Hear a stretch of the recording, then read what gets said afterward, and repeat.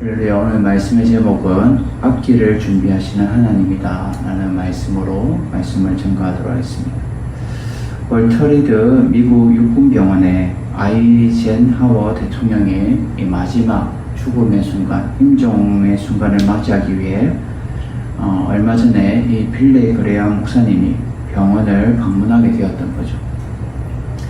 이 30분의 면회 시간이 이제 할애되어서 빌리 그레엄 목사님이 이제 나가려고 하자, 이제 시간이 다 돼서 저는 가야 됩니다 하고 이제 대통령께 말하니까 아이젠하워 대통령은 이 빌리 그레엄 목사님이 조금 더 있기를 바라면서 이렇게 말했습니다. 제가 하나님을 어떻게 만나야 할지 제게는 확신이 없습니다.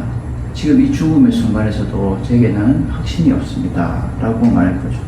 제발 좀 도와주십시오. 제 마지막 부탁입니다 라고 말하니까 이 빌리 그레엄 목사님의 주머니 속에서 뒤적뒤적 하다가 이 성경책을 꺼내서 어떻게 제사함을 받고 또 어떻게 하나님의 자녀가 될 수 있는지에 대해서 진지하게 설명을 해 주었던 거죠. 구원은 무슨 업적이 있거나 선행을 많이 해서 얻을 수 있는 것이 아닙니다.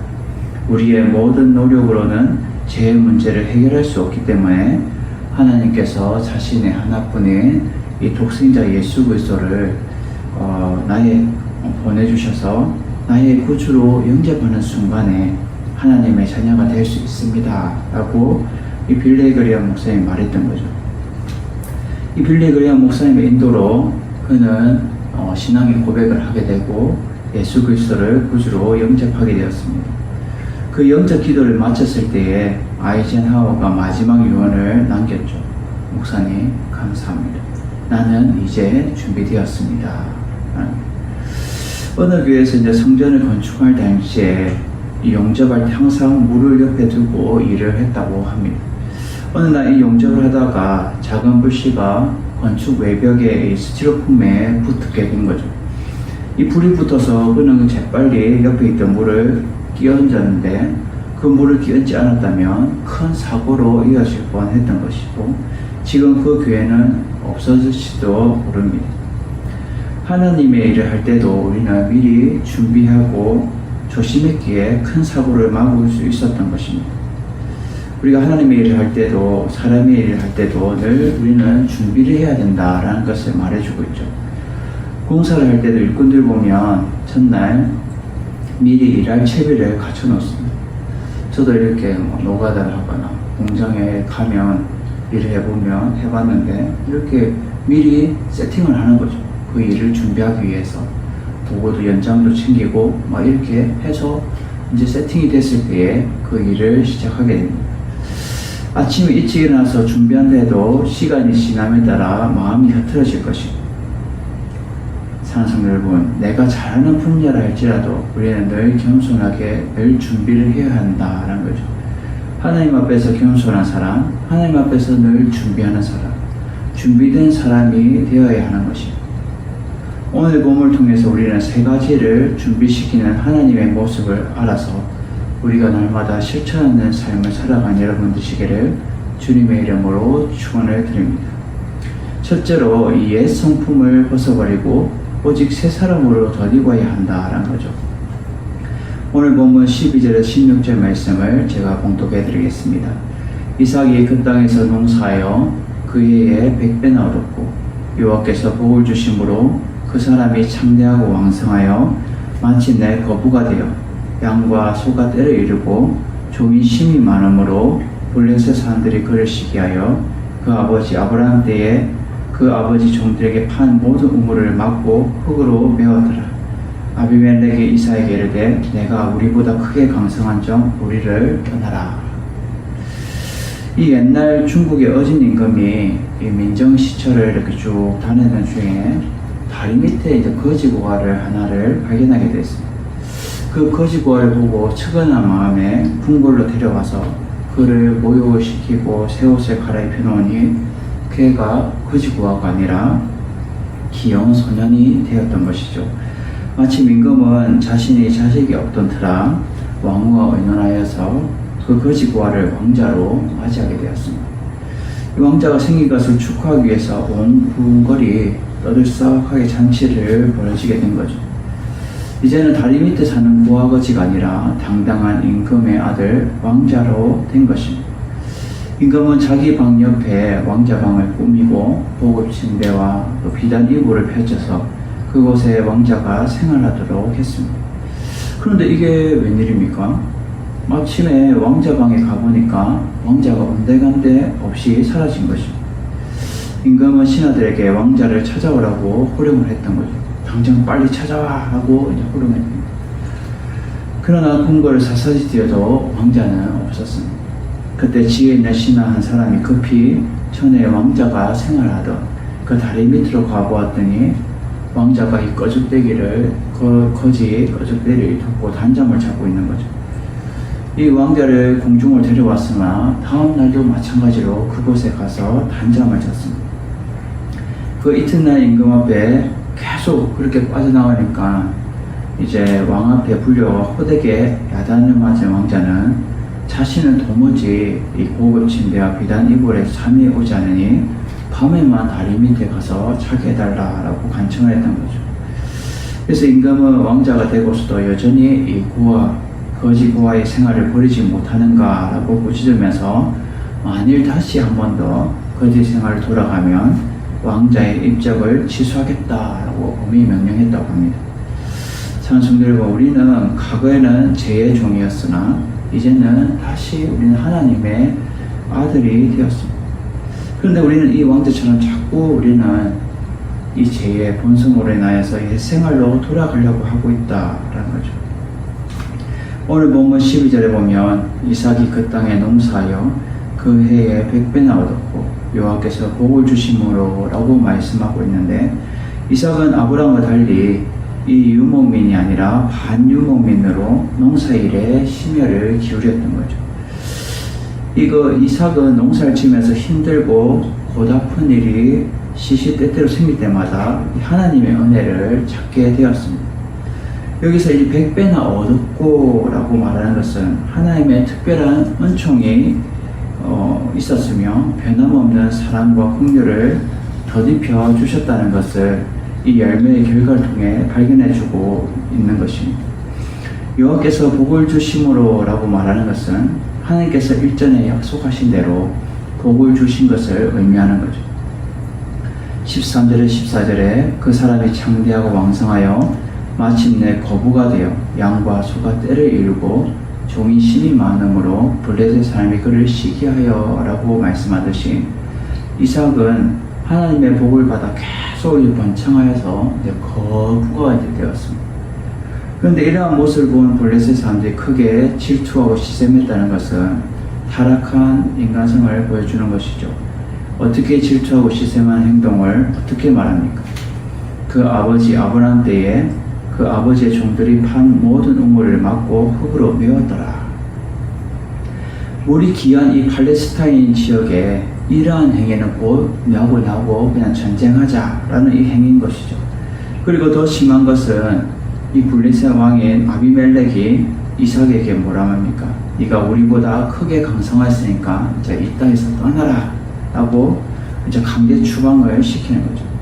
이러한 모습을 비춰보면 우리의 삶 속에도 이러한 타락한 인간성이 있습니다. 그리스도 안에서 거듭난 성도들은 우리가 옛 성품을 벗어버리고 오직 새 사람을 덧입어야 되는데, 성숙한 모습을 가져야 되는데 그렇지 못하고 우리는 죄의 본성을 따라 교회 안에서도 우리가 어떻게 행동합니까? 거룩하고 성숙된 삶을 살아가야 되는데, 새 사람으로 덧입어야 되는데 서로 질투하고 시샘하고 질투하고 이런 행동들이 우리 가운데도 비일비재하다는 거죠. 이러한 것들을 우리는 옛 성품을 벗어버리고 오직 우리는 기쁨으로 하나님의 일들을 섬기며 새 사람으로 덧입어야 되는 거죠. 사랑하는 우리들이 살아가면서 아직도 옛날에 내가 버리지 못했던 옛 성품들이 있다면 우리는 벗어버리고 오직 그리스도인답게 살아가서 늘 하나님의 은혜 가운데 여러분들 삶이 넘쳐나기를 주님의 이름으로 축원을 드립니다. 둘째로, 끝까지 인내하면 하나님이 최후 승리하고 번성하게 한다라는 거죠. 오늘 본문 20절에서 22절 말씀을 제가 봉독해 드리겠습니다. 그러할 목자들이 이삭의 목자와 다투어 이르되 이 물은 우리의 것이라 하매 이삭이 그 다툼으로 말미암아 그 우물 이름을 에색이라 하였으며 또 다른 우물을 파더니 그들이 또 다툼으로 그 이름을 신나라 하였습니다. 이삭이 거기서 옮겨 다른 우물을 팠더니 그들이 다투지 아니하므로 그 이름을 르호봇이라 하여 이르되 이제는 여호와께서 우리를 위하여 넓게 하셨으니 이 땅에서 우리가 번성하리로다 하였더라. 아멘. 이 한 건물의 입구에 꽃을 파는 이 할머니가 있었습니다. 그녀 얼굴에는 주름이 많고 옷차림도 항상 허름했던 거죠. 그러나 항상 그의 얼굴에는 밝은 표정으로 주위 사람들에게 즐겁게 해주었다라는 거죠. 한 번은 건물 주인이 할머니에게 물었습니다. 아니 할머니 무슨 좋은 일이 있으시나 보지요? 표정이 항상 밝아 보이시네요 라고 물었습니다. 그러자 할머니가 대답했죠. 네, 제 걱정을 트럭에 담으면 아마 한 100대 분량도 더 될 것입니다. 건물주인이 다시 물었습니다. 그런데 어떻게 그렇게 밝은 표정을 지을 수가 있습니까? 무슨 특별한 비결이 있나요? 라고 물었죠. 할머니가 그 사람에게 행복한 삶의 비결을 들려주었습니다. 내게는 특별한 비결이 하나 있어요. 저는 고통이 닥치면 예수님께서 무덤에 머물러 계셨던 그 사흘을 생각하면서 제가 그 고통의 사흘 동안을 기다리게 됩니다. 그 사흘을 지나게 되면 어김없이 새로운 해가 뜬답니다. 라고 말했다는 거죠. 사랑하는 성도 여러분, 우리가 고통스럽게 생각하는 그 고민 중 90% 이상은 시간이 지나면 자연스럽게 해결될 것이 많다라는 거죠. 이 사흘 만에 이 인내하면 대부분의 문제는 자연히 해결된다는 것이죠. 근데 그것을 버텨서 우리는 고민하고 근심 걱정하고 불안해한다는 거죠. 끝까지 인내하는 그 사람만이 하나님의 최후의 승리를 맛볼 수 있다는 것입니다.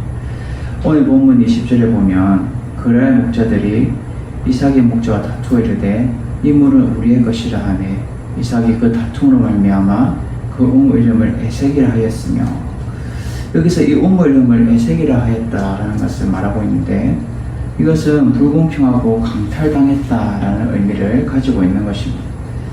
이삭이 이방 땅에서 겪은 이 고초와 피해가 심하였다는 것을 짐작해주고 있는 거죠.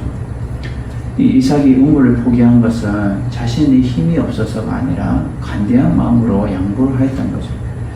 21절에 또 다른 우물을 봤더니 그들이 또 다툼으로 그 이름을 신나라 하였으며, 여기서 이 신나는 원수를 적대감으로 기다리고 있다라는 의미를 가지고 있습니다.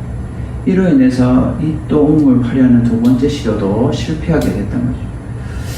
22절에 이삭이 거기서 옮겨 다른 우물을 봤더니 그들이 다투지 아니하므로 그 이름을 르호봇이라 하여 이르되 이제는 여호와께서 우리를 위하여 넓게 하셨으니 이 땅에서 우리가 번성하리로다 하였더라 라고 말씀하는데, 여기서 거기를 옮겨 다른 우물을 팠다라는 것은 이삭이 지금 블레셋 사람들이 더 이상 자기들의 영토라고 주장할 수 없는 지역으로 이동하여서 우물을 파게 된 거죠. 이곳에서는 다투지 않아서 우물 이름을 르호봇이라고 지었는데 이름의 뜻은 넓은 공간이다 라는 의미로 하나님께서 그의 가족과 가축들을 위해 적절한 장소를 제공해 주신 것에 대해서 감사를 올려드리며 이름을 지었던 것입니다. 그리고 번성하리로다 라고 이 같은 외침은 블레셋인들의 갖은 행패와 핍박에도 불구하고 끝까지 인내함으로 인하여서 최후 승리를 거두게 된 것이죠. 사랑하는 성도 여러분, 우리가 살아가면서 하나님을 의지하면서 어려운 환경과 상황 속에서도 끝까지 인내하며 결과는 하나님이 최후 승리를 이끄는 삶으로 우리는 살아가게 된다라는 것을 여러분 생각하시오. 날마다 끝까지 인내하여서 승리를 맛보는 여러분 되시기를 주님의 이름으로 축원을 드립니다. 마지막 세 번째로 하나님의 은총과 약속에 대해서 우리는 감사하는 행동이 우리에게 필요하다라는 거죠. 오늘 본문 24절에서 25절의 말씀을 제가 봉독해 드리겠습니다. 그 밤에 여호와께서 그에게 나타내시되 나는 내 아버지 아브라함의 하나님이니 두려워하지 말라. 내 종 아브라함을 위하여 내가 너와 함께 있어 내게 복을 주어 내 자손이 번성하기라 하신지라. 이삭이 그곳에 제단을 쌓고 여호와의 이름을 부르며 거기 장막을 쳤더니 이삭의 종들이 거기서도 우물을 받더라. 아멘. 어느 부인이 남편이 예수를 믿지 않아 늘 그 남편의 술 시중을 들어야 했습니다. 더구나 이 술이 막 시대가 들어온 날이면 집안을 막 다 부수고 난장판으로 만들어서 더 이상 그 시중들기도 여간 고역이 아니었던 것이죠.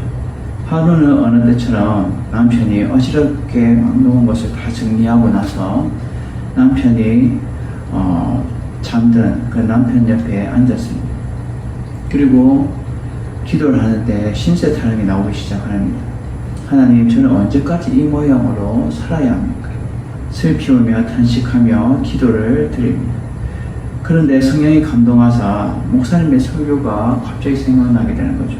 감사함으로 기도해야 하나님께서 들어주셔야 하셨지라고 이제 그 생각이 들어서 이제 그렇게 기도했답니다.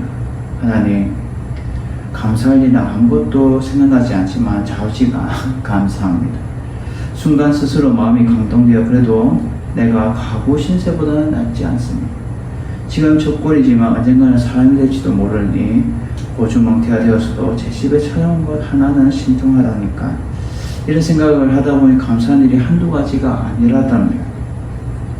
토요일은 특히 술을 많이 마셔서 주일 날은 꼼짝 못하고 누워서 집을 보면서 아내 보고 교회 나가러 하니 얼마나 다행인 일입니까? 이렇게 감사하는 생각을 하면서 웃고 있는데 남편이 그것을 듣고 눈을 떴습니다. 밤중에 혼자 실실 웃고 있는 아내를 보고 남편이 놀라서 묻죠. 왜 웃는 거요? 그러니까 아내가 당신하고 사는 것이 너무 고맙고 그래요. 그 부인은 감사하게 생각하는 것을 하나하나 이야기를 합니다. 남편이 다 듣더니 나도 당신 잘 예수 믿어줄게 이렇게 말했더라고요. 이제 그 부인은 이렇게 간증합니다. 내가 10년을 기도해도 응답 없으시던 하나님께서 한 번의 감사로 기도를 응답해 주셨습니다. 찬송 여러분, 우리들 또한 하나님의 귀한 은총과 약속에 대한 감사의 고백이 우리 삶 가운데 있어야 하나님의 귀한 그 축복이 우리 가운데 넘치게 된다라는 거죠. 오늘 본문 24절에 보면 그 밤에 여호와께서 그에게 나타나 이르시되 나는 내 아버지 아브라함의 하나님이니 두려워하지 말라. 내 종 아브라함을 위하여 내가 너와 함께 있어 내게 복을 주어 내 자손이 번성하게 하리라 하시니라.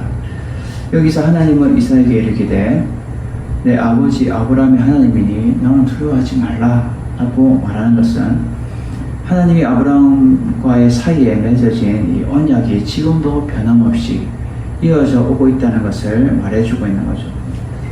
이삭은 이 낯선 땅, 이 브엘세바에 이주한 이삭의 마음에 일어날 수 있는 이 불안감을 진정시켜주면서 두려워하지 말라라고 위로하시는 것입니다. 아브라함이 하나님의 소명을 받고 줄곧 하나님의 뜻을 받들어 살았으므로 복을 받은 것처럼 그 아들 이삭에게도 복을 주어 하나님의 은총의 복이 흘러갈 것을 약속하고 계시는 거죠. 이러한 약속을 받고 이삭이 어떻게 행동을 취합니까? 25절에 보면 이삭이 그곳에 제단을 쌓고 여호와의 이름을 부르며 거기 장막을 쳤더니 이삭의 종들이 거기서도 우물을 받더라. 이삭은 아버지의 아브라함의 신앙을 본받아서 하나님께 제단을 쌓고 엄숙하고도 감사의 제사를 올려드리게 됩니다.